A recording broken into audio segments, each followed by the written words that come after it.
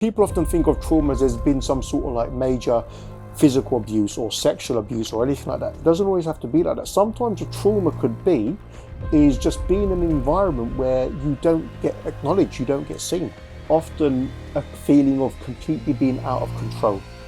And often the movement towards suicide is a means of regaining some level of control. One of the things that human beings go out of their way to try and do is to keep things exactly the same. They don't like change very much. Depression is often getting stuck in old memories, old things about the past. Anxiety is often worrying about the future. What can I do about it? How can I change things? And that motivates people's behaviour sometimes. I think there's a huge expectation on younger people to have it all sewn up and done by the time they're 20, 21 or whatever else it is. What I am seeing is that people want everything straight away. They don't want to take the process of learning, of understanding, of building that knowledge base. And I think if people aren't getting things instantly, the tolerance goes down. Ahmed, it's nice to meet you. I'm excited for today. Yeah. I'd really like to speak to people about therapy, hmm who it can help, why people need it, and the signs of someone who needs it as well. Yeah, You are from City Therapy, that's right. City therapist. therapist, sorry. Yeah. So are you a team of therapists? I work for myself. I have my own company. I've been worked as a therapist for nearly 20 years in like one-to-one practice. And what exactly is therapy? So therapy, if it's the you think about in other contexts, for example, a massage therapy is the application of something, let's say, to a person that enables them to feel more at ease, to be able to overcome difficulties, and to get past things. If I look at it in the context of therapy, as from my work as a therapist and counselor, therapy is just basically providing a space where somebody who's experiencing difficulty can find ways of overcoming that. It's fundamentally what it's based on is having a relationship and a connection with that person in which they feel safe in order to start changing. Some people think that therapy is just sitting down and just talking. How would you make people understand it's more than just that? Yeah, so I guess my question would be to them would be that if that's all it is, then do they find that if they've got difficulties, they change by just sitting down and talking about them with anyone else? The answer might be no. What it involves is, and especially if you're talking to somebody who you don't know, often we've got attachments or connections with people, like emotional attachments, where we may not speak to that person about what's going on for us, quite simply because it might be that person who's part of the difficulty we're facing as well. When you have a space with somebody who's trained, who is able to kind of spot the sort of perhaps the things within your conversation and your speech that could be reflected back to you, that's when it starts to make a difference. There's a big thing as well about the therapist not having a kind of emotional attachment with the client, because that way they can offer a much more unbiased perspective as well. Do you ever find yourself getting a bit of an emotional attachment to someone? I've certainly worked with clients, and I'll go back years when I was in my training. Some clients would come in, this was going back probably 20 odd years, and I'd be really happy to see them. Some clients I would come in and I would feel my heart sink, and I find it really challenging to work with them. Now, what those clients taught me was they were bringing up things for me that I wasn't ready to look at. So there's what we call transference and then counter-transference. So the client's transference is something that they unconsciously put into the therapy room. The therapist's counter-transference is what comes up for them in relation to that. Now, if a client was presenting to me something around not feeling good enough or not feeling wanted, it might have touched on something of my own historically. And what came up for me there was either a need to help them or a need to come away from them, but simply because it's my own emotions that were coming up. So, sorry, to answer your question, it does happen. Yeah. Oh. Yeah. And what sort of people need therapy? Who needs therapy? I would always say, like, people tend to think of therapy as something you go when there's something wrong with you. I would start off by saying I haven't come across anybody where there is something wrong with them or people are broken. People aren't broken. They're functioning in the best way they can with the resources they've got. If you think of an example, and this is a nice sort of analogy I like to use, is if you've got a flower that's grown up through the pavement, you think about the adversity that it's gone through to actually bloom. Now you see that it's not planted in a nice soil where it can grow, it's gone through difficulty. And humans do exactly the same. but we function as best we can with what we've got. So who needs therapy? I would say everyone does. It's not just to look at old stuff and traumas and difficulties you've had, but also about how you progress and how you move forward too. Therapy is not just about problems, it's also about progress. Okay, so it's kind of like a you can use it to basically just have a checkup on your own mental state, basically. It doesn't have to be that there's something going completely wrong. Absolutely, just to kind of get a bit of clarity about something. I've got clients who I've worked with historically who will drop in on me once a month, once every 2 months, once every 3 months. And it's just when they'll say, like, okay, a few things are going on, but I just want a bit of an insight.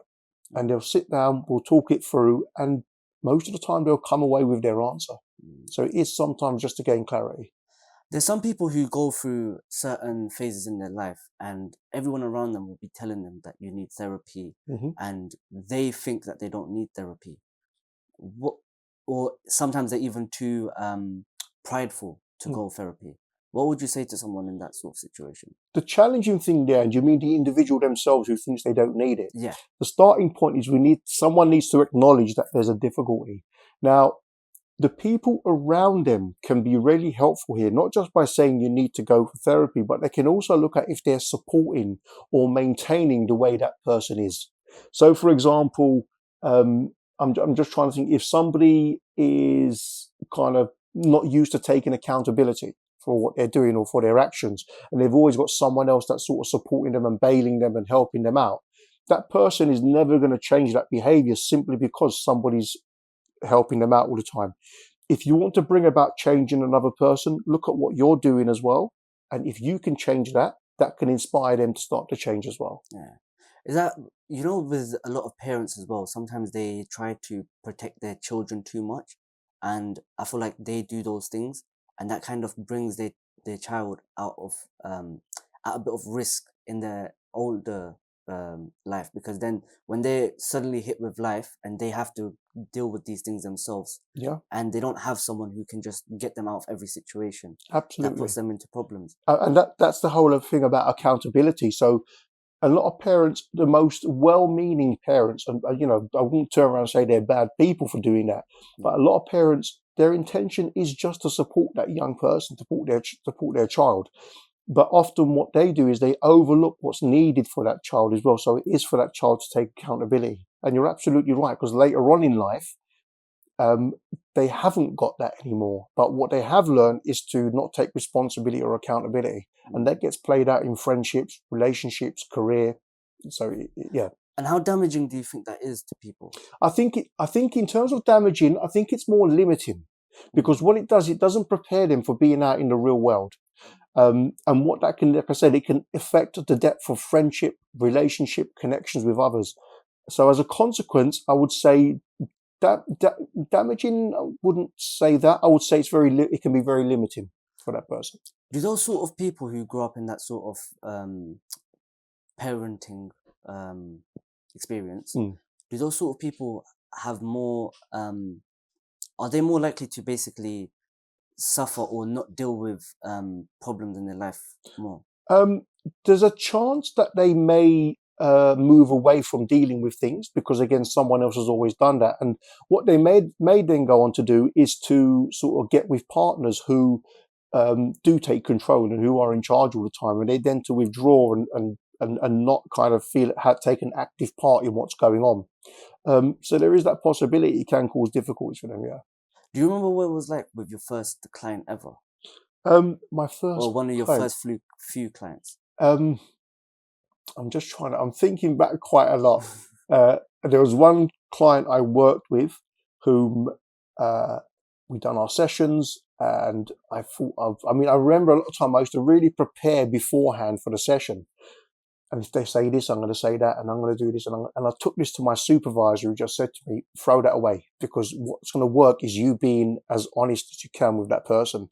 What I did find is historically, with that client, I was going in before and saying, okay, this is what we're going to do and this is how we're going to do it. And they was being a good client, because part of their thing was a bit of people pleasing. So they were trying to please me.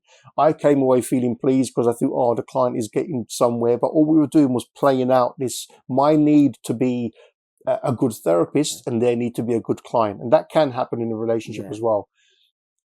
When I sort of threw that away, and it was very hard to do because I was really dependent on that, and I started being a bit more of myself in sessions, it transformed the work as well because then it showed that I wasn't the expert, but it invited the other person to know that they could take the pressure off as well. So that, I guess, that client stands out because of that sort of that people pleasing behavior and my tendency to think, right, I'm doing a good job, they're doing a good job, and it's working. And with 20 years of, it's been 20 years, right? It's about 20 years, yeah. Yeah.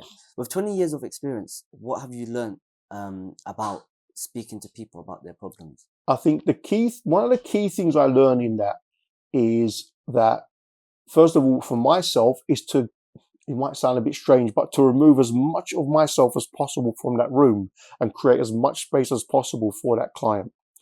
I've also learned that people function, I said this earlier, but they function as best as they can with what they've got. So what might look like to you and me like a very odd behavior, to someone else can make perfect sense simply because that's how they've learned to function.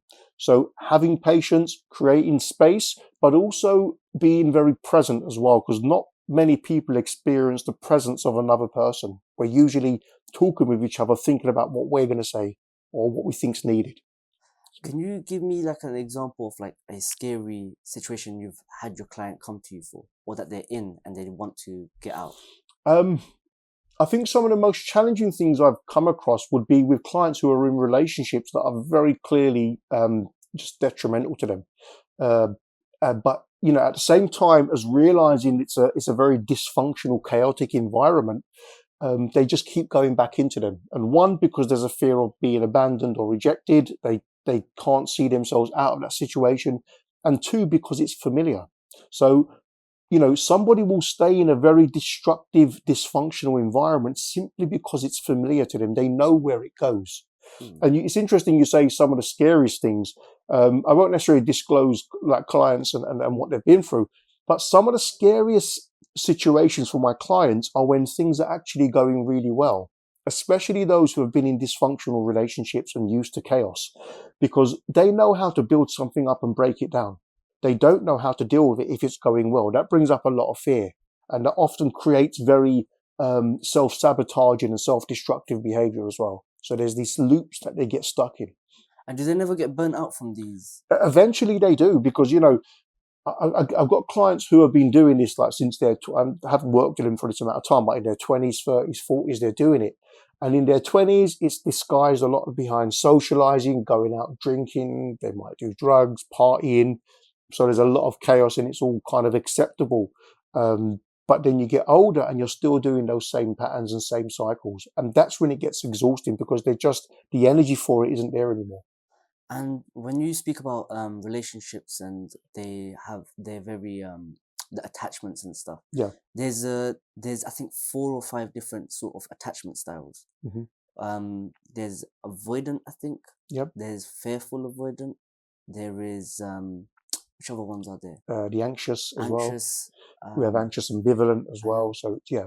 So what's the difference between them? It's the main way they get played out is if I just sort of simplify it, an anxious client or someone with an anxious attachment style, it might show itself in them sort of chasing after people because the anxiety. I know we're going to speak about anxiety as we go on, but anxiety it's a lot of what if, what if, what if. So what we do is if I'm worried a partner's going to leave me, my anxiety might see me running around after them, doing everything for them.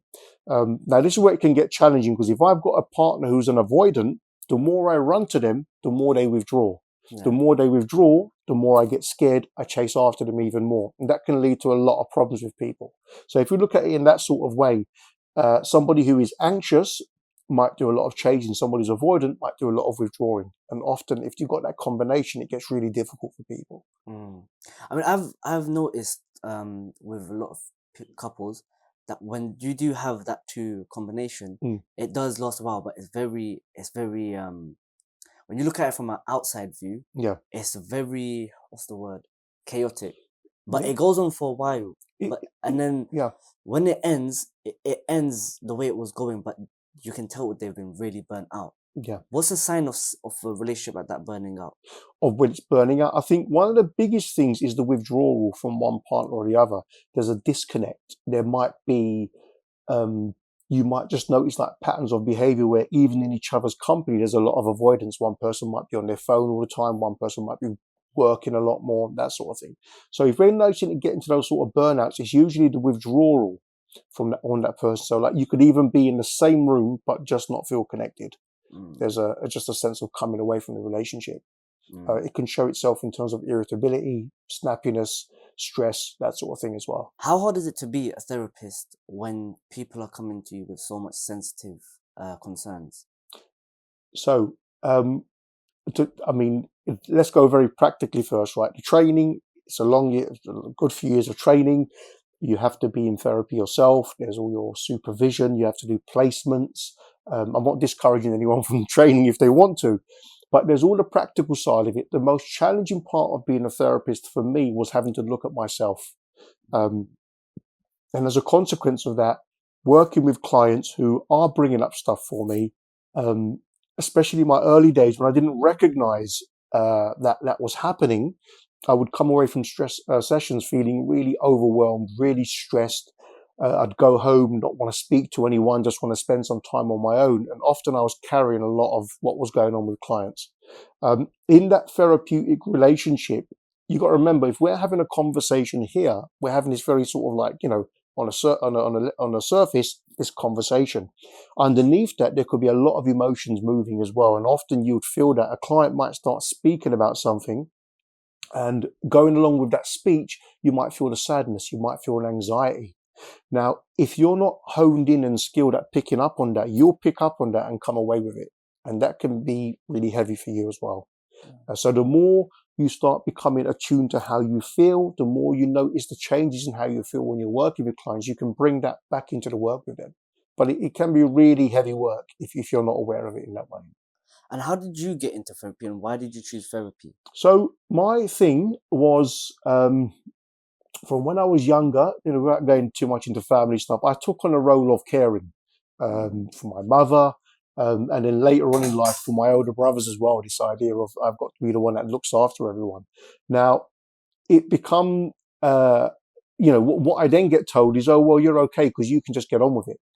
No one ever stops to think, well, hold on a second, this kid's got some needs of his own as well. So I learned very early on to sort of get on with it, to deny my own needs and to sort of think about others. So as I've got older, the whole idea of thinking of others' needs comes into it. And then you start looking around at professions where that could help. And I just sort of fell into the counseling from there. It's something I went and done a course. I enjoyed it.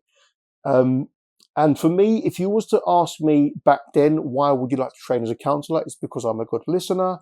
It's because I like to help people. To honestly answer that question, it's because I needed that help myself. And largely what I was giving to my clients was something I wanted for myself, but didn't know how to receive it. I didn't know how to receive someone else's support. I didn't feel deserving of somebody else's support. And over time, that's something I've worked through as well. Yeah, and a lot of young men, especially not even nowadays, it's been from a very long time. A lot of young men are told that you can deal with it the same way you was told as well. Yeah. And how likely is it that a lot of people will at some point need that therapy? I would say if we're looking at it from a perspective of masculinity, we've been fed these very, in my opinion, dysfunctional ideas of what it is to be a man. And it's that you do get on with it, you do sort of like, I don't know, support, provide, whatever it might be. And yes, these are all, if you think of it in terms of masculine and feminine energy, this is all masculine energy. What we miss out on is the ability to receive and the ability to be nurtured and nourished. And that's the receiving part where we let other people do things for us. Too much unbalanced masculine energy becomes, I don't really like using this word, but it becomes what they call toxic masculinity. I think there's more to do with unbalanced masculine energy that comes out in very toxic behaviors. So it's when we're leaning too much into what we think it is to be a man. And that's where I think a lot of young guys get lost as well. Social media is presenting this image of how you have to be and what you should be doing. But we need to reconnect with what it is to receive, to be nurtured, to be nourished, which is often put forward as being more the feminine energy traits. It's in both. We have both traits within us, but we've learned to prize the more masculine traits, and I think that's where we get into difficulty. Yeah. And how does toxic masculinity affect relationships, work, and life? I think if we're looking at it from that perspective, what it means is that there is going to be an over dependence on more, I don't know, what you might call controlling behaviors, or this belief that I have to be the one that's in charge. And as a consequence, I can speak from my own perspective, but what that sort of attitude did to me growing up was it made me unavailable to people. So if I'm the one who always has to do for others, and I'm the one who doesn't let anyone do for me, I was missing out on connecting on a deeper level with people, of having people there for me. Interestingly, I would then get really frustrated because I'm doing everything for everyone else and no one's doing anything for me. But I had to realize that it's not that people didn't want to, I didn't allow them to. So that's how it stops us from getting our needs met. And then we become distrustful in some respect, where we think, right, you're only doing that because I'm doing this for you. And it's not. We have to learn to allow ourselves to receive. As men, we have to learn to let ourselves receive.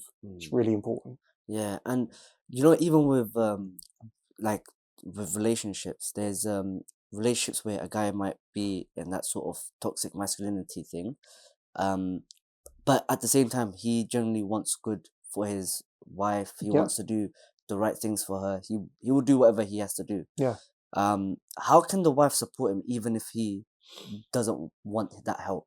Yeah. I think a lot of men miss out on this in their relationships. They miss out because they have this partner with them with whom they could develop a much deeper bond, but it requires a level of vulnerability. And if you ever want to, you want to find out how you could ask ask your partner, what would they need from you? How would they need you to be?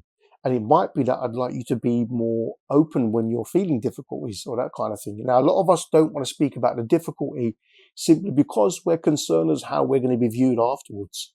And if we've been taught growing up, boys don't cry, you get on with it and all this other stuff, we've learned to hide all those emotions. Don't underestimate how powerful it is to be able to bring your whole self in your relationship. Now, having said that, your partner would also need to be ready to receive that, because they might have grown up in a similar situation where they've seen men in one way and women in another. I think we're missing out on a massive thing here as couples, where we can be there for each other in ways that are incredibly supportive. It's not to say that if I'm vulnerable today that I can't be strong tomorrow. The two coexist. Strength needs vulnerability. If all I'm doing is playing to my strengths all the time, I eventually become more fragile, I become more weak, because I've got to maintain that. If I embrace my vulnerability, I get stronger across the board. And is there anything such as toxic femininity as well? To be honest with you, I haven't looked too much into that, but there are certainly traits. I'm just sort of thinking about how I can actually speak about that, where there are certain traits where perhaps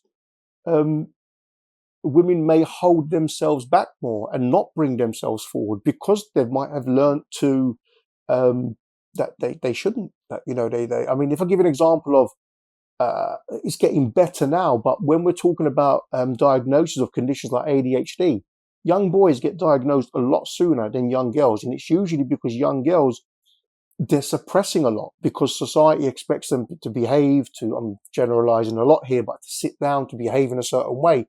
And there's a lot that gets suppressed, whereas boys, they'll get picked up on that behavior straight away as well. So in terms of, to use your words, toxic femininity, how that might look, I don't know. It might come out in a more, because we can go quite deep with this one. It might come out in more behaviors as a consequence of having been oppressed, in which case it can come out in more destructive behaviors there. But I think if we can address that within ourselves, we can start to rebalance it all as well. And you said you needed therapy, or you went into counseling when you was a bit younger. Yeah. With all the emotional weight that's put on you now, because you was doing the same thing for your brothers years ago. Now you're as a profession, every day now you're speaking to people. So much emotional weight is just put onto you. Do you ever feel like you need therapy again as well at some point? I do. I mean, from time I'm in therapy. I've gone into therapy, come out of it since my training finished. Over the years, I have supervision as well every month, which means that I go and talk about the work I'm doing. But one of the key things that I can do with the work is that I can put it back to the clients. Now, historically, I will take on responsibilities in the household.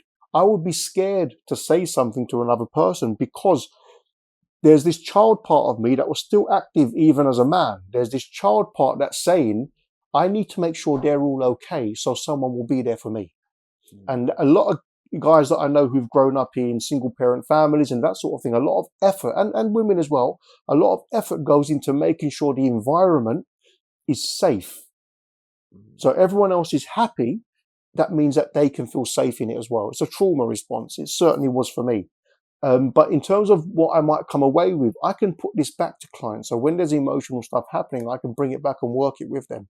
At the end of my sessions, at the end of my day, I'll take time out. I'll probably do about a 10-minute meditation or so just to kind of ground myself. I'll notice if there's any sort of uncomfortable feelings left there. If there is, and they persist, it's something I'll either take to therapy or I'll take to supervision as well. Have you ever had a client who's got really upset with, not with what you're saying exactly? Well, yeah, it is, but that maybe they're not hearing what they want to hear. Have you had these problems with people? I've certainly had that where I've challenged clients and they've become very uncomfortable with it. In one instance, the client just didn't come back. In another instance, the client came back and said, when you said that to me, I felt like, and we had a conversation about it. And that was the first time they were ever able to come back and challenge someone about what was said. So first of all, it gave me an indication that our work together has worked because they felt comfortable to come and challenge me. Secondly, it was for the first time for them to be able to do that. So they was able to start doing that in the rest of their life as well. Was that like a people pleaser sort of person? So in terms of that person there, it would be that they would hold back what they wanted to say because they were fearful of challenging others. And there was a bit of element of people pleasing going on in that as well. Have they ever got like really loud or even maybe a bit violent or close to violent? I've never had someone be violent. I've had client. When you say loud, you mean at me or just with what they're speaking about? No, at you. Oh, I don't think I've ever had a client start to get aggressive and loud at me. I've had clients get aggressive and shouting at what's going on for them in the room, but I've never had anyone really sort of come towards me in that way. And when someone gets upset with you, how do you learn to make that moment a valuable moment to help them when things seem chaotic? Because a lot of people would seem that when someone's at a certain stage, I can't help them, I'll leave them alone. How do you use that moment to actually go and help them? So a client, when you say a client's upset with me, do you mean they're upset that we're together and they're upset, or do you mean they're upset with something about me? No, it's not something about you. It's more about the situation. Like, so we're in a room together, and the client becomes distressed and overwhelmed. Yeah, because maybe I'm saying something to you, and I want to hear something specific from you. But I'm not getting that from you. So I might get a bit annoyed because I'm not. Because some people aren't willing to live with the truth or something. Sometimes they want to hear their fantasy or something, and that's normal for a lot of people. But for some people, that brings that aggressive side out of them. So that's what I mean. So that I would ask the question, like, what, because if I notice that change in that person's mood, in their speech, the volume of what they're saying, the words they're using, I'll ask them, what's happening for you right now? They might say, well, I feel a bit upset or I feel a bit irritated because you're, okay, tell me what it is that you feel that I'm doing. So we speak it through. And again, it's a way of them expressing it, because ultimately it's coming up for them in relation to what's taking place. Now, I'm not saying that gives me a sort of license to say whatever I want and say to someone, when it's up to you because it's happening for you. I have to own my part in that as well. So if a client got angry, was there part of me that felt a little bit threatened? So I said something, I reacted. So I have to own that as well. So I would say, do you know what? I realized that when you got angry, maybe I got a bit scared inside and I reacted, and I can own that. And then they could maybe then, with that understanding, it can maybe help them to just dissipate, to kind of release what they're feeling as well. And is it the people who bottle things in a lot? Are those the sort of people who come out aggressive, or would it not be them? Not always. I mean, people who bottle things in, the saddest thing there is sometimes they turn it on themselves. They'll find reason with themselves because the they've got like some understanding that somehow there's something wrong with them. So even when they get angry, there's something wrong with them. I shouldn't have got angry. It was wrong. Now, we want to encourage that sometimes to actually acknowledge the anger. Yeah. Often underneath the anger is a lot of sadness, and that's where the healing can start as well. But yeah, so bottling up, sometimes it can explode. Sometimes it can come out very passive aggressively.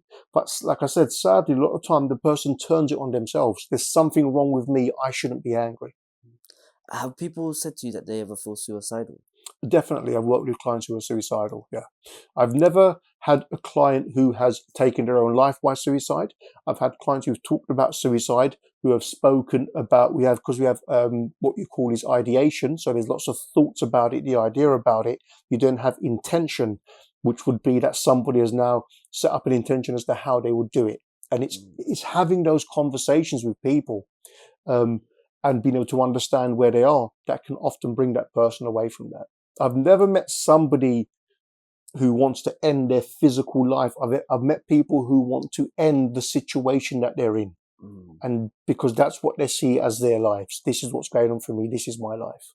Yeah. And have you ever noticed something common within people who say they want to commit suicide? What's common in it is often a feeling of completely being out of control. And often the movement towards suicide is a means of regaining some level of control. My life feels completely out of control. I don't feel like I've got any control over anything. And that often feels like a means that someone can, move towards suicide, and that will give them a sense of control in their lives again. I want to move on to understanding depression, anxiety, and Yep. life a bit more itself. What is depression and what is anxiety? So, interesting, right? With something like anxiety, if you think of it, it's like your brain or your body's alarm signal that something is out of sync for you. A lot of people get diagnosed with anxiety. Often what doesn't get touched is the fears that give rise to the anxiety, because anxiety is like the alarm system. So, imagine you've got a smoke alarm. It's there all the time. It doesn't go off unless it detects smoke. So anxiety picks up on a fear, and then it starts to ramp up. Because the reaction is so physical, we often believe it's happening right now as well, because it's in the body. So I can sit here and ruminate about things and not feel anything. I can start thinking about something that can cause me anxiety, and it starts to make me think I need to do something right now. So heart rate goes up, body temperature, muscular tension, all that sort of stuff can start happening. So the anxiety it's your way of trying to make sure that things that you want to happen. So this can, I'm worried that might happen, so I'll do this and I'll try and control the outcome. A depression tends to go the other way. It's more in the past. If you're anxious, your thoughts tend to be about the future. If you're depressed, it tends to be more about the past. I tried to do that. It didn't work out. It was just like last time. I failed again. It's all gone wrong. And we start tailing off into the past again. There is evidence that some people are genetically predisposed to becoming depressed as well. It could be something that's passed through. It could be learned behavior as well. There's also an understanding that we've evolved to become depressed, i.e., when we're depressed, we remove ourselves from situations in which we can't be present, in which we feel we can't bring our whole selves. And often that will be a way of us coming away from that situation. So one is the past, one is basically the future. So the way they're directed in terms of the thought process. Yeah. Depression is often getting stuck in old memories, old things about the past. Anxiety is often worrying about the future. What can I do about it? How can I change things? And that motivates people's behavior sometimes. And how does the present look for people then? The present, if we are able to remain as present as possible, generally we feel much more connected to life. We feel much more available for friendships, relationships. A more pleasurable thing. I'm not saying it's always pleasurable, because if you're present all the time, you're also present to uncomfortable feelings. So it's how we're able to be present, but knowing that when we are present, we're not getting caught up in the past. Because I can be in a situation today that reminds me of something historical. It might bring up a old trauma for me. And in that trauma, I felt really helpless. I can then feel that I'm helpless in a situation today, simply because this old memory is getting played out. These old feelings are coming up. If I can be more present to it, I can deal with it from who I am today, which often means I can be much more effective in dealing with that problem. Mm. And what sort of people suffer from depression and anxiety the most? I would say all people. I couldn't turn around and say to you that there is a certain um, group of people, whether we're talking about like countries, racially, culturally, or anything like that. I would certainly say to you, it's nothing to do with financially or anything like that. Poorer people get depressed, richer people get depressed. So it's this anxious too. It doesn't discriminate in that sort of way. Mm. So I can't necessarily say it is the case. I think we're seeing more cases of depression and anxiety in younger people, whereas historically we never used to see that. Yeah, But there's more of it I've now. actually got a statistic for that. Hmm. Let me pull it up. So it says, let me just get up. Okay, so for young adults between 16 and 24, depression and anxiety has rose from 19% to 26% Yep. in over a decade, which was a substantial rise. And I just want to know, when we have so much entertainment, so much access to small dopamine hits, um, we so much facilities in the world to go and enjoy ourselves. Why are the younger generation getting depressed? I think what you just said is probably the answer. That Is we it? have got access to so much more. I don't know. I don't know if you've had the experience of going and knocking for your friends, right? I was lucky to be a Right. part of that When generation. I was a kid, I'd go and knock at my friend's house. So there's more social interaction. His parents Mm, might open a door. I've got to speak to them a bit differently. So I'm interacting socially more. He might have family, other family there. I go in, I speak to them.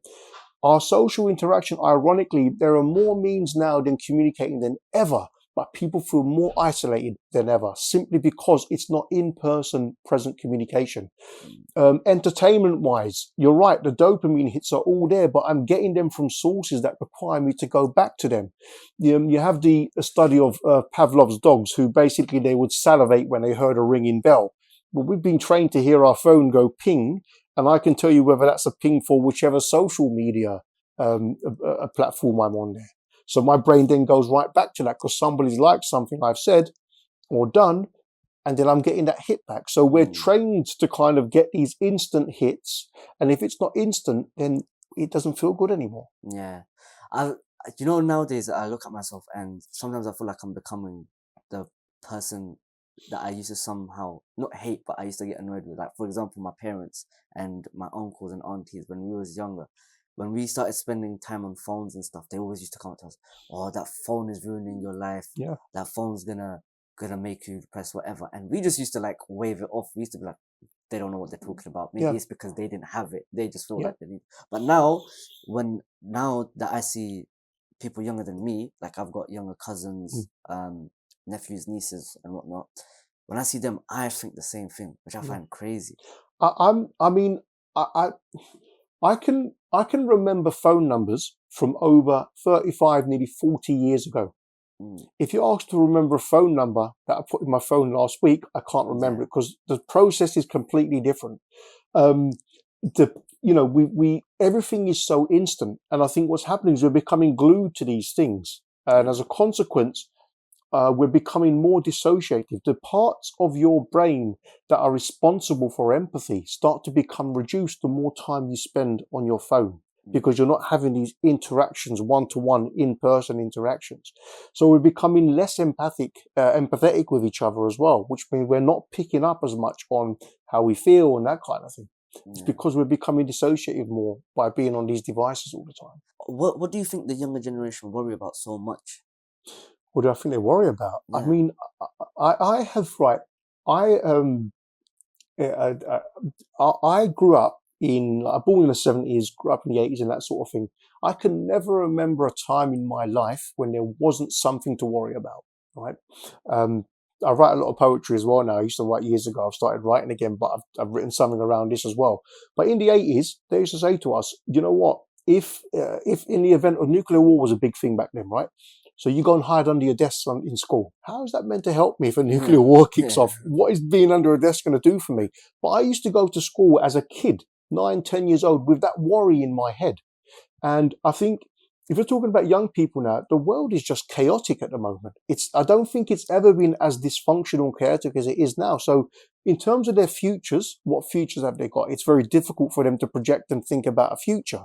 I think there's a lot of worry there for them. I think there's a huge expectation on younger people to have it all sewn up and done by the time they're 20, 21 or whatever else it is. I think there's a big delusion about how, and don't get me wrong, some people have done it, but how social media could make you into this amazing person and that sort of thing. So everyone may be pushing for that.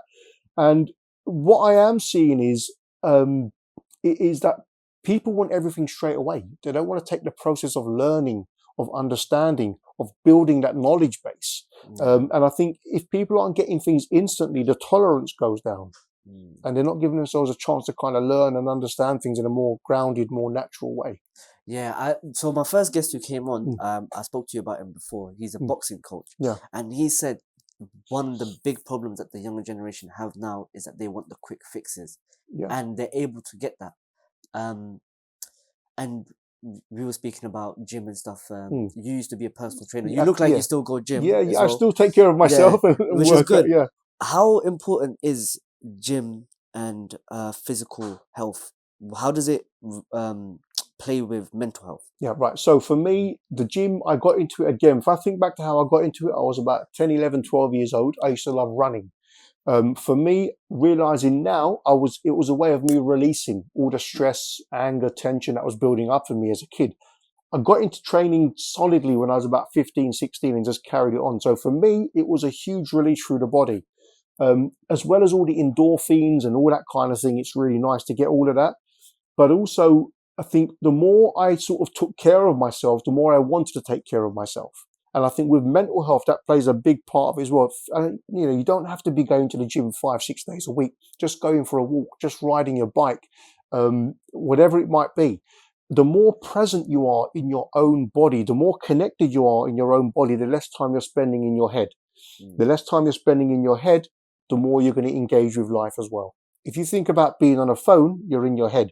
If you think about playing a game of football, you're with people, you're running around, you're in your own body. So absolutely, the physical side of it really benefits the mental health side of it as well. Yeah, he said to me, like, when people are not training, their confidence drops so low. And you said something to me before we actually jumped on the podcast. Yeah. What was it that you said to me about training? That you said to me about it's about movement. Yeah, your body's designed to move, right? If you go watch a gymnast or an acrobat, look at what you can do. I mean, I'm not going to do that, but look at what you can do with your body.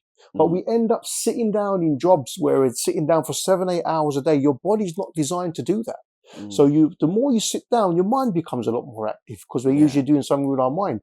It's the movement in the body that keeps you well. It's your body that lets you know where you are. It's present in the moment, and that's where all the pleasure is as well. Yeah. So the more you're moving, the more physically active you are, the happier you're going to be. And right now, while we're on the topic of physical health, does what you eat have anything to do with it as well? Absolutely. I mean, diet-wise, I'm lucky that I developed a discipline for eating well really, really young. I have to sort of take my hat off to my old maths teacher at school, who was also a bodybuilder. And this guy would just eat really well. And I just sort of looked at him and I thought, right, if I ever want to get healthy and fit, that's what I might need to do. So I got into that. And I find it easier to do that. But at the moment, the convenience foods are just crazy, right? You can go and food has never been cheaper, like takeaway food. It's no nutritional value in it, a lot of processed stuff. And our bodies aren't designed to cope with that. I like to think of it as, if I'm putting stuff into my body that's kind of like man-made, synthetic, or whatever else it is, my body has to mutate to absorb that.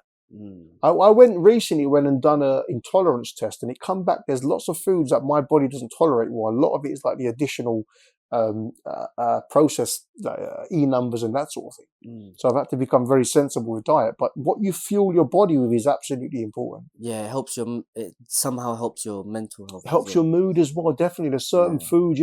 I'm not like trained as a dietitian, but I do know that our food supply has become so depleted of things like magnesium. It used to be in the soil a lot more, and it would come through in our food. So a lot of people are turning to supplements. So you can have a really good diet, but you still need to make sure you're getting the right levels of what your body needs. Yeah, I mean, I don't know if you have a religion or which religion you come from. My family's background would be through Islam. We're Turkish. I haven't grown up following any religion, but I have an understanding of them and the discipline for them as well. Yeah. So I grew up as a Muslim. I am a Muslim as well. And one thing we're taught, like for example, when it comes to pigs, I think who was it that made that movie? It was a movie on Malcolm X, Denzel Washington. And there's a scene in it where he basically explains that there's a saying that you are what you eat. And when they look at things like when he was explaining that line, it was basically about, for example, Muslims aren't allowed to eat pork. Now, why are we not allowed to eat pork? Because obviously there's hygiene reasons as well. But when you say that we are what we eat, a pig is very it's like a statue. It stays in a place. It's in the mud all the time. It's dirty. And then there's that thing, and then that's why people say it. So it was just something I wanted to and generally I get that. I mean, generally, because if you're looking at what the animal is taking in and what it's feeding itself from, it tends to be a lot of scraps and well, I don't know what animals are fed. But generally, there's this interesting thing, right? We've got something called like an eco-psychology, where you understand the connection between you and your environment. And that's your food. I mean, I walk around streets and I see people just throw stuff all over the place. I grew up in Hackney in the 70s and 80s. It's a lovely place, a lovely area now, very sort of affluent. Back then it wasn't, gentrification. Back then it wasn't. It was like a real ghetto type area, right? And you'd have kids who would like smash the bus shelter or window, and I think that's where you live. So what you're seeing, what's reflecting back to you is this chaos. So our environment is like that. If we can take care of, I'm not coming from like a Greens perspective, but if you can take care of the space around you, it reflects back to you your own state of mind. And our food would be the same sort of thing as well. What we eat, what we put into our bodies. I wouldn't eat certain food, not for any sort of religious perspective, but I just know the impact of it on my body and how I want my body to feel. Yeah. So how would someone start taking steps towards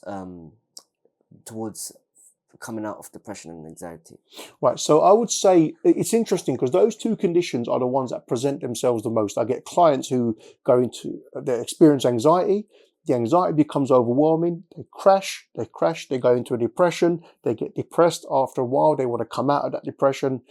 And then sometimes the anxiety gets them out as well. I need to change. I need to be different. If I would say what we're looking at here is a dysregulated nervous system. Now, we've got a very old nervous system, right? It's been around for as long as humans have, but we've got these brains that have evolved over time. So it's almost the equivalent of like you having a, what's it called? Extension cable. You've got like lots of different plugs on it. You've got this one plug that goes into the wall. Right, and then now what you do is plug all this other stuff into it. If there's too much, it's going to overload the system. So that's what happens to us as people. We get overloaded, our nervous system gets dysregulated, we get anxious, we go into depression. The key thing is learning how to regulate, and that's going to be through stuff like breathing exercises and techniques. There could be grounding exercises where you sort of like just pay attention to the environment you're in, bringing your attention into the present moment. Mindfulness and meditation are incredibly helpful as well. And different sort of somatic are like body-based processes that you can use to help release tension, stress that's held as well. And also changing the environment around us, as much as we can. And does sleep have anything to do with it? Huge impact. Sleep is like, strictly speaking, they don't really know what happens when you sleep, right? But if you can think of it as downtime, when your brain and your body does all this housekeeping. So all through the day, you've been stressing, worrying, whatever else, go to sleep. That's when your brain comes out and starts tidying up little bits and pieces and puts this in its place and rests that down and lets your nervous system rest, your muscles relax and that sort of thing as well. And is it true with how they say 8 to 9 hours is the right amount you need? Different for different people. I mean, I've known I'm someone who my sleep has over the years hasn't been great. I could sometimes I was going with 4 hours, something I'll get like 6, maybe 7. Yeah. It might be divided in 2, and you get a little bit older. You might need a trip to the toilet throughout the night and come back. But all different. Some people will thrive on less. Some people need more.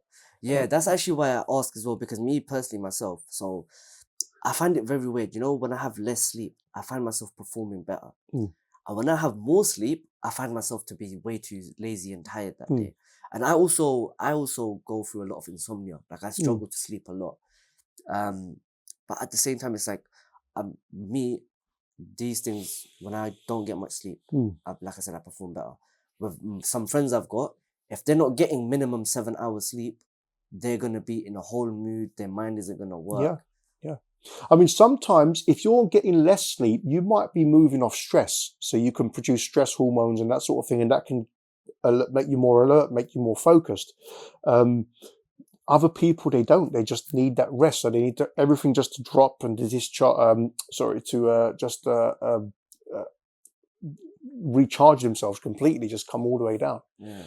Again, it just varies from person to person. With someone with like insomnia and living off little sleep, because sometimes, you know, I've also got this problem as well. Yeah, like for example, I've done this recently. I've done this twice in the last week. I didn't sleep overnight. I just stayed awake. Like I was here from one day up until the next morning. I was here. Then I went back home, and I've done that twice this week. Would this eventually burn me out, or would I see the effects of this later on? Yeah, I mean, continued sort of like sleep deprivation will take impact on us later on in life as well. And there's certain health conditions that you might get. You might be more prone to sort of aches and pains in your body as well, because the nervous system isn't getting a chance to rest. Muscles aren't recovering properly. If you're talking about 1 or 2 nights here and there, you know what, fair enough. You can sort of like get back to a regular pattern. If it's happening habitually over a longer period of time, then it needs to be addressed. It could be anything from psychological stuff. So there might be some sort of, you know, I've known people who have experienced a lot of trauma in their lives, and what it is, they find it very difficult to go into a deep state of sleep. Just as they're about to drop into it, they'll wake up. So they might sleep for an hour and a bit or whatever. They spring back up again because it's difficult to let go.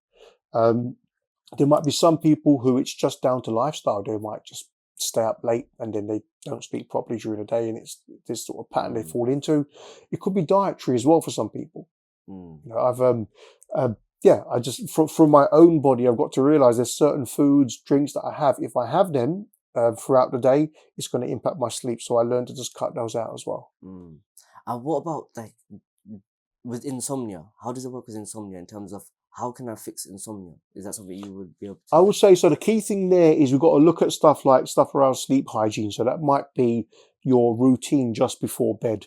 How do you wind down? Are you on sort of devices just before going to bed? Is your room temperature right for you? Is the sort of lighting okay in there as well? Is there any noise?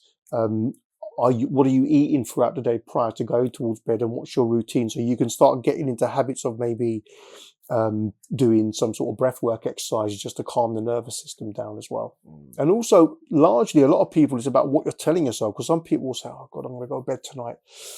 I really hope I don't stay awake all night. I really hope that I'm not going to have another night of no sleep. And then consequently they do, because you're almost programming your mind to not sleep.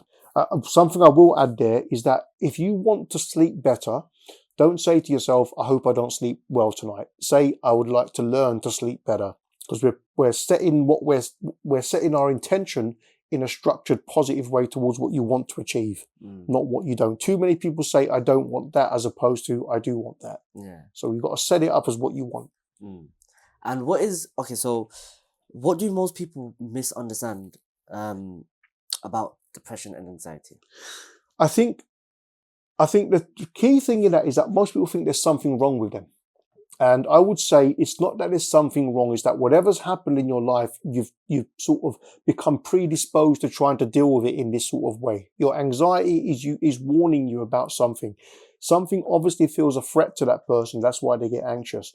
The depression, it might be that they've lost touch with what it is about them that they feel they can bring to a situation. So in terms of how we can start to work with that, I think with depression, it's almost like recognizing the people, the places, what happens to you around him. What is it I feel I can't bring myself? Why can't I bring that aspect of myself? And it could be anything. A kid might have grown up in a household with older siblings who were, I mean, don't get me wrong, if I'm 5 and my brothers are 10 and 12 and 15, they're always going to know more than me up until a certain point. So I'm saying at 5 years old, trying to answer a question, they're saying, you idiot, you don't know what you're talking about. I might learn to keep quiet.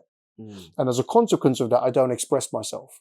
And that might lead to my depression. Yeah. So, okay, that time has passed. How do I start to bring more of myself? And if I'm anxious, what am I anxious about? What's my fear? What do I think is going to happen? Yeah. What shapes us from young? We call that trauma, right? It can be. I mean, it doesn't. And when you say trauma, don't always think of it like people often think of trauma as there's been some sort of like major physical abuse or sexual abuse or anything like that. It doesn't always have to be like that. Sometimes a trauma could be is just being in an environment where you don't get acknowledged, you don't get seen. Like, you know, your opinion doesn't matter. And we could grow up with that sort of feeling of, okay, I'm not important. And that can be a sort of trauma for us as well. But it's conditioning. We grow up in environments, we learn things like, you know, I don't know, we might speak about emotions. How do I learn to be angry? What's my model of anger? What's my model of love? These are all inherent emotions inside of us. But what we do see is we see how they're displayed, and that's where we learn our understanding of love. So if I grew up in an environment seeing a parent who always bought things and said, I love you, and there you go, I might learn that, well, the way you show someone you love them is by buying them stuff. Yeah. And my partner might have grown up in an environment where they didn't have much, but their love was shown by spending time with each other. Consequently, I'm thinking, right, love is shown by buying stuff, so I'm going to work all the time and buy stuff for you. My partner's thinking, you're working all the time, it means you don't want to spend time with me, it means you don't love me. So we misunderstand each other. Yeah, no, 100%. And what keeps people stuck in a loop of anxiety and depression? I think what keeps us stuck in there is, first of all, a lot of fear of changing as well. One of the things that human beings go out of their way to try and do is to keep things exactly the same. We don't like change very much, even if it's an uncomfortable situation. So the fear of changing, there might be the fear of rejection, the fear of abandonment, if I try to change the situation. And as a consequence, we get stuck in it. But if we stay in the same environment and we don't challenge or change ourselves, we're likely to become more stressed, more anxious, more depressed in that space as well. So we've got to look at the environments around us because we set them up to maintain who we are. Yeah. And it might be that I'm in an environment that reflects back to me my difficulties, my traumas, my anxieties, my depression. And what would a healthy environment look like? I think a healthy environment that's a good question. I'm just trying to think of how that would look. Healthy environment is one where we feel seen, we feel validated, where we're able to actualize our potential as people, where I feel, you know, supported, I feel loved, but also where I can give that back to others as well. So it's one that sort of brings out in us all that we can be. And I'm not saying that from an idealistic perspective, you know, like you cheering on, because sometimes there's a need for discipline in that as well. So how do I understand when I've gone wrong and you know, what's right? So there's that sort of moral compass we have as well. But it's one in which we feel safe, we feel secure, we feel able to express ourselves and also to fulfill our potential. So when we have like situations where we're going down an alleyway and we can be scared about there's people there, and it might raise my anxiety high up, like my senses, because I might sense a bit of danger and stuff. Yeah. There's some breathing techniques that we can use. Yeah. What sort of breathing techniques can we use? So I would say, first and foremost, if there's danger, get out of it. Right? We don't stick around. But the breathing, you regulate your nervous system through your breathing, right? So if you As you breathe in, you activate what's known as your sympathetic nervous system. When you breathe out, you activate what's known as your parasympathetic nervous system. It's the one that helps you to calm down, but also helps you to digest food. Now, one of my things, by no means am I advocating smoking here, but I will always say to people, if you want to learn to regulate your nervous system, breathe in the same sort of rate as a smoker does when they're smoking. Because a smoker, let's say they get their cigarette, they light it up, they'll inhale, they'll hold it for a few seconds, second or two, and then they'll exhale. And the exhalation is usually longer than the inhalation.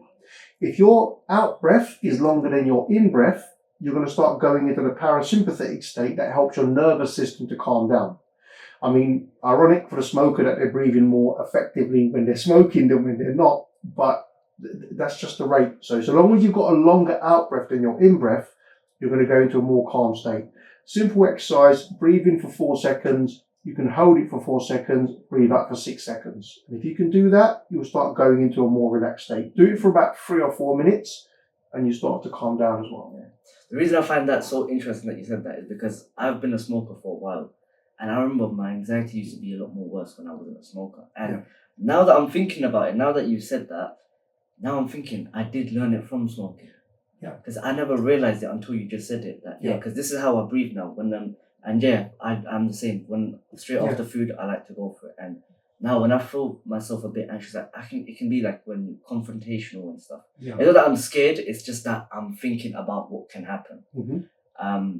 But yeah, that's how I breathe as well. Yeah, your nervous system wants to calm down, so you might turn to the cigarette. There's people when they've been really stressed in life, when they go through difficult times, and they'll go and have a cigarette because it kind of helps to regulate them as well. Yeah. But the other side of it is you can learn just to breathe in that sort of rate and calm the nervous system down as well. Yeah. The more you know, this is why I spoke earlier about the regulating the nervous system. The more you know about what happens in your brain and body when you get stressed, anxious, or depressed, the more you can start to change it, because we've got so much information out there now that we know what part of the brain gets affected when we get overly anxious.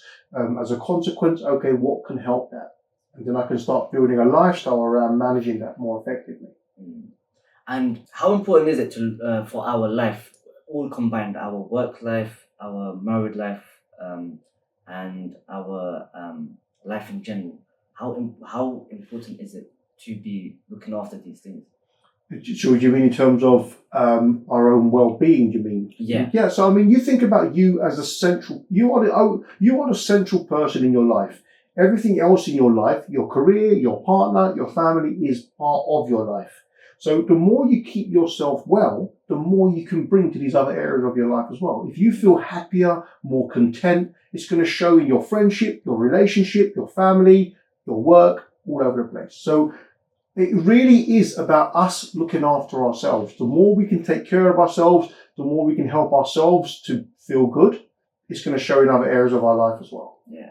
You asked another, I want to bring up something else that I saw on your social media. So you asked your audience a very good question, which I found interesting. I think it was along the lines of, do you have lots of little love or little of lots of love? Yeah. And I kind of understood what that meant, but I would like you to explain. So lots of little, I'll talk about in terms of friendships. I could have lots of friends, but I spend little time with all of them. So I never get any real deeper connection happening. There's never going to be a more honest, open relationship. If I've got say 20 friends who I see throughout the month, I might spend one day with that one day with that one, an afternoon with that one, but I never spend long enough with any one person. So I get lots of little. From that perspective, no one ever really gets to find out much about me, because I can say the same story, work's okay, family's all right, that's not too bad, blah, blah, blah.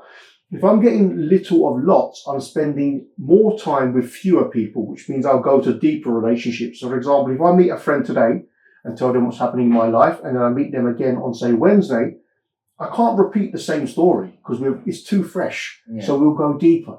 So the aim is to kind of connect more deeply with people. So if we're spending more time with fewer people, we're probably developing deeper relationships. Yeah. And how does having lots of little love affect people? It can just keep us on the surface. We get distracted very easily. We don't allow ourselves. I mean, another example could be dating, right? Could be dating lots of different people. You're never going to develop a deeper connection with one person. So I could be avoiding intimacy, closeness, and all of that. If I'm developing a relationship with one person, and it's not to say I'm expecting everything from them, but if I'm developing a relationship with one person, we're going deeper, we're connecting deeper, we're understanding, there's more intimacy. Yeah, 100%. And why do people become people pleasers? I think it's mainly to avoid rejection and to avoid abandonment. It's because we want to feel wanted, we want to feel useful, we want to feel loved, and that's it. And what are some small details that affect our life on a daily basis, and what are small habits that we can do to fix them? I think certainly, I mean, one that springs to mind is going to be on our phones, right? If we can spend less time on our phones, put them to the side and be more engaged in what we're doing. So whether you're actually reading a book, spending time with family, partner, if you've got children, spending time with your children, but just being more present to your own life as well. Becoming more physically active, looking throughout your day, what am I actually doing? Am I spending time being active? Am I investing in my well-being? If you spend a lot of time sitting down, every hour, get up and move for about 10, 15 minutes if you can. Yeah. Our bodies aren't designed to be seated all the time. Yeah. Stay hydrated, lots of water. Again, keeping your body, your energy levels up, keeping your focus there as well. Yeah. And you do workshops and you do a lot of events and stuff as well. Yeah. And what are these events for? What happens in these events? So the main things with the workshops I do is going into companies, and it could be delivering workshops around neurodiversity. It could be around mental health awareness, stress management, change management. So there's just different areas, just informing workplaces. I'm seeing a lot more workplaces are investing in their staff, particularly staff well-being and staff mental health. They're realizing that if I've got a team of people who feel valued, they feel seen, they feel acknowledged, they're more likely to be productive in the, not necessarily want to get more work out of them, but they'll bring more of themselves into the workplace.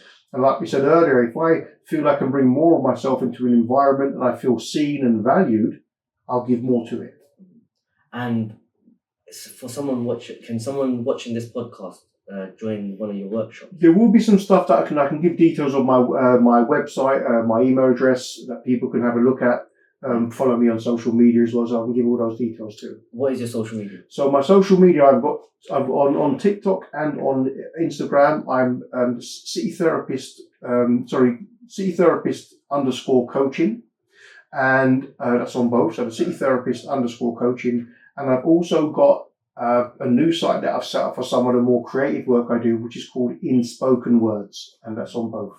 And what will they get out of this? So on the social media I've got for the therapy work, you're going to get insights, tips about what you can do, like some breathing exercises.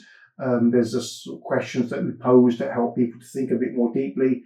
And I'm also going to be advertising some of the workshops I'm doing on there as well. That's great. That's great. Now, for the last question, I want to ask you something. Mm-hmm. So I want to see if you can make a quote, or let's say if you can give like a small line on how people can understand life, and let's see if it goes famous. Okay, well I've got two. You can pick which one you want, right? So the first one is, there is nothing you could ever do to another person that you don't do to yourself first on a very deep level, whether it's love them, lie to them, or cheat. You have to do this to yourself first. And when you can understand that, you realize how interconnected we all are as people. And the other one is, if you are bothered by somebody's difference, at least have the courage to look inside yourself and ask yourself, why does that person's difference bother me? Not why does it bother my belief system or what I've been told, why does it bother me? Yeah, that's great. Ahmed, it's been amazing having you on. Thank you for having me.